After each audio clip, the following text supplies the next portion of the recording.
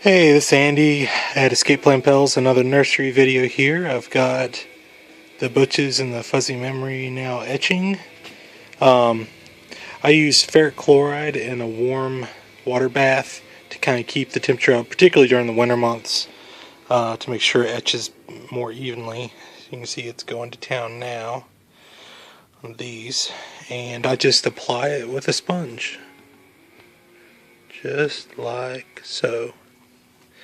And by doing that, what it's doing is removing the top layer of oxidation that forms during the etching process. It's kind of like a blackish waste material. I'm trying to remember what chemically it is. I can't remember off the top of my head. But anyway, so as you use the sponge, it applies fresh etchant to the exposed metal, and it also helps remove some of that oxidation to metal that hasn't been etched yet. So it helps get a quicker, deeper, more consistent etch. That's the other thing is if you're doing an etchant bath, depending on how you have the etchant warmed and agitated will depend on what kind of quality of result you get.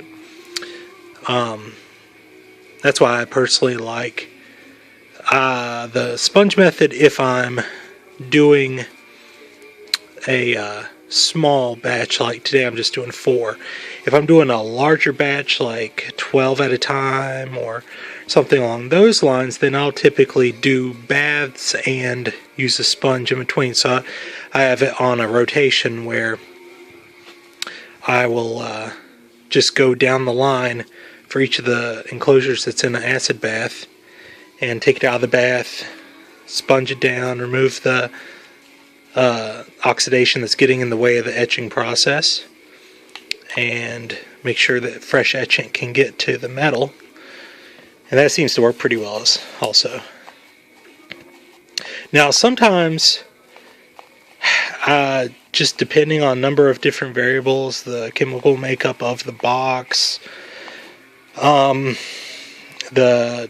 dilution of the acid, depending on like how long it's been sitting around, a lot of different things, you have to keep a very close eye on the etching process. If the box starts getting too hot, it can eat away at the masking, and you don't want that. You also don't want it to undercut the masking either. So this is definitely more of it's a science, but it's a lot of it's an art. You have to very carefully watch the etching process to determine how long each box needs, depending on a lot of things, like during the winter time, just because it's cold in here, even when I'm running the heat, it seems to take a little bit longer to etch than it does during the warmer months.